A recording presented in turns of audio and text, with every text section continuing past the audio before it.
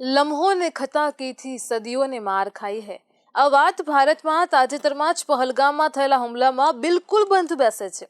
આ વાત છે હાજીપીર પાસનો મુદ્દો, જે ફરીથી ઉખેડાયો છે। આ એક ભૂલ એવી છે જે 60 વર્ષથી પણ ભારતને કનડી રહી છે। ભારત શું હવે આ ભૂલને સુધારશે કે નહીં, તેના ઉપર બધાની નજર છે। હાજીપીર પાસ હિમાલયની પીરપંજાલ પર્વતમાળામાં છે। આ પાસ અંગે 60 વર્ષ પહેલા ભારતે કરેલી ભૂલનો ભોગ આજે પણ આખું કાશ્મીર ભોગવી રહ્યું છે। તેના કારણે વારંવાર પુલવામા અને પહલગામ જેવા કિસ્સા બને છે।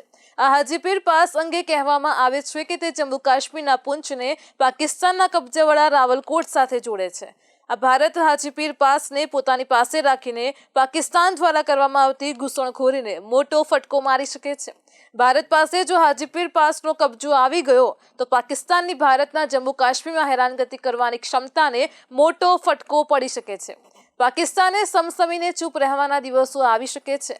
પહલગામ હુમલા પછી ભારત સરકાર પર વળતો પ્રહાર કરવાનું પ્રજાનું જબરજસ્ત દબાણ છે। આખા દેશમાં આને લઈને આક્રોશ છે।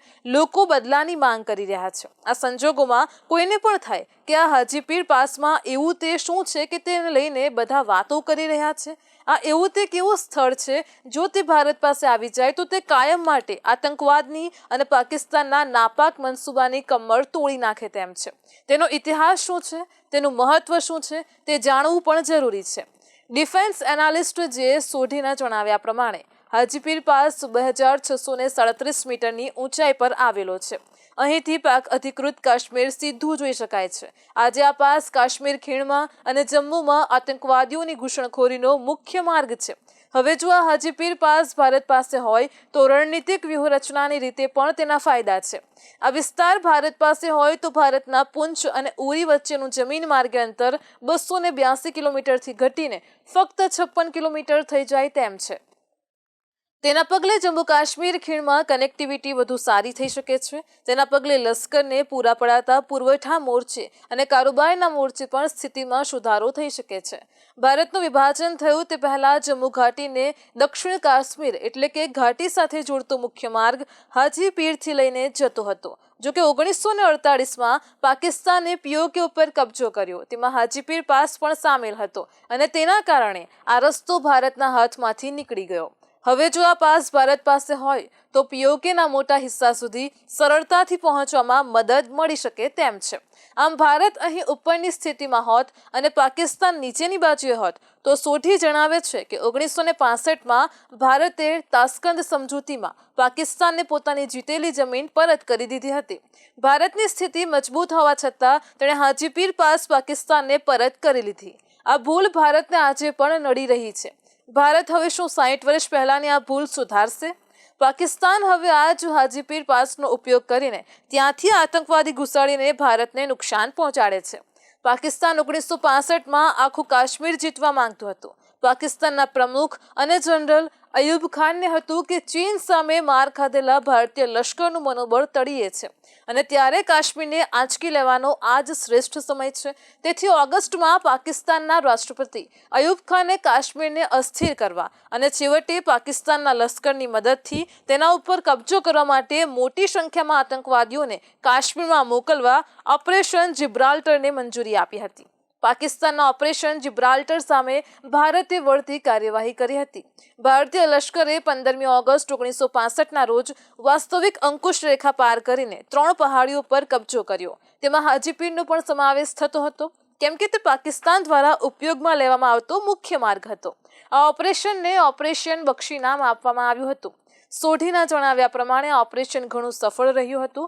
1965ના યુદ્ધ દરમિયાન પશ્ચિમી આર્મીનું કમાન્ડર લેફ્ટનન્ટ જનરલ હરબક્ષસિંહ સંભાળતા હતા। તેમણે હાજીપીરનો પ્લાન બનાવ્યો હતો।